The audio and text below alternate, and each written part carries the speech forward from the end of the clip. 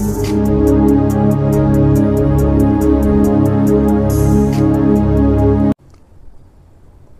ప్రభువును మన రక్షకుడు అయిన యేసుక్రీస్తు నామమున అందరికీ వందనాలండి. దేవునికి స్తోత్రాలు.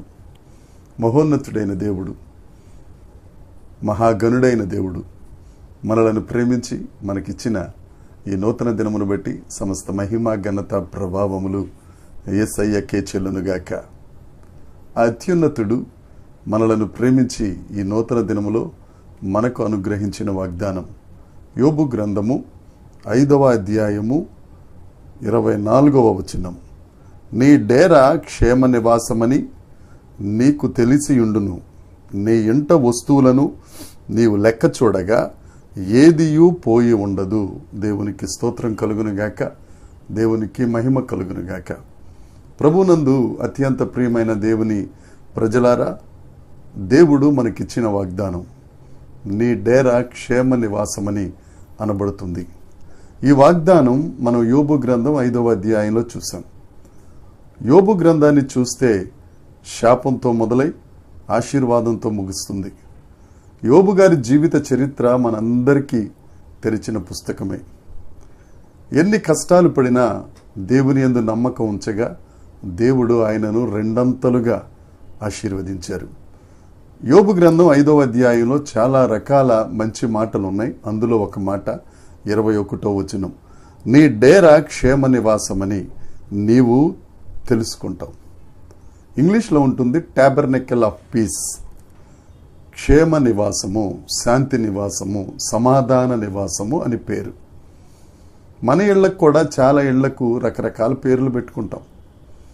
మంచి అందమైన పేర్లు పెట్టుకుంటాం, తల్లిదండ్రుల పేరు పెట్టుకుంటాం, రకరకాల పేర్లు పెడతాం. కానీ ఆ నివాసం ఆ పేరుకు తగ్గట్టుగా ఉండొచ్చు, ఉండకపోవచ్చు. కానీ దేవుడు ఒక నివాసానికి, నువ్వు ఉంటున్న ఇంటికి ఒక పేరు పెడుతున్నారు. అది శాంతి నివాసం, క్షేమమునిచ్చే నివాసం. ఎందుకంటే మన దేవుడు శాంతి ప్రదాత, క్షేమమును అనుగ్రహించే గొప్ప దేవుడు. ఎప్పుడైతే మనం ఆ దేవుణ్ణి హత్తుకుని ఉంటామో, ఎప్పుడైతే ఆ దేవుణ్ణి మనం నమ్ముకొని ఉంటామో, మన నివాసమును ఆయన శాంతి నివాసంగా మారుస్తారు, క్షేమ నివాసంగా మారుస్తారు. ఎన్ని కోట్లు పెట్టినా, ఎంత అంగబలం ఉన్నా క్షేమం అనేది మన దరికి చేరదు. కానీ యేసయ్య ఉంటే, ఆయన మన పక్షాన ఉంటే, మన గృహంలో యేసుక్రీస్తు నామ స్మరణ జరుగుతూ ఉంటే, మన ఇంటిలో ఎల్లప్పుడూ యేసు రక్తమును గూర్చిన వార్త వినపడతా ఉంటే, మనం ఎల్లప్పుడూ ఆ సర్వేశ్వరుణ్ణి స్తుతిస్తూ ఉంటే, మన నివాసం దేవుడు వాగ్దానం చేస్తున్నాడు, అది శాంతి నివాసంగా మారుతుంది. అంతేకాదు, ఇంటి వస్తువులను నీవు లెక్క చూడగా ఏదియూ పోయి ఉండదు. శారీరకంగా దేవుడు ఆశీర్వదిస్తారు, ఆధ్యాత్మికంగా ఆశీర్వదిస్తారు.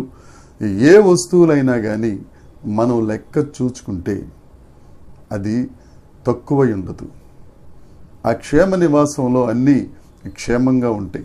నీ ఆధ్యాత్మిక జీవితం క్షేమంగా ఉంటుంది, నీ శారీరక జీవితం క్షేమంగా ఉంటుంది. ఈ దినాన నా సహోదరి సహోదరుడా, దేవుడు మీతో మాట్లాడుతున్నారు. మీ డేరాలలో క్షేమం లేదా? మీ ఇంట్లో వస్తువులన్నీ రకరకాలుగా అయిపోతున్నాయా? ఇదే మంచి తరుణం, మంచి అవకాశం. యేసుక్రీస్తు ప్రభువుని హత్తుకో. ఆ యేసయ్య నీలో ఉంటే, ఒకవేళ ఇప్పటిదాకా నీ డేరాలో క్షేమం లేకపోవచ్చు, సుఖం లేకపోవచ్చు, శాంతి లేకపోవచ్చు, సమాధానం లేకపోవచ్చు. ఎప్పుడైతే యేసయ్య నీ గుండెల్లోకి వస్తాడు, ఎప్పుడైతే యేసయ్య నీ ఇంటిలో అణువణువులో ఉంటాడు, ఆ స్తోత్రగానం వినపడుతుందో, నీ ఇల్లు క్షేమ నివాసం అయిపోద్ది. ఇప్పుడు దాకా నీ సంపాదన చిల్లు సంచిలో వేసినట్లు, లేకపోతే చిరిగిపోయిన జేబులో వేసినట్లు అయిపోతుందా?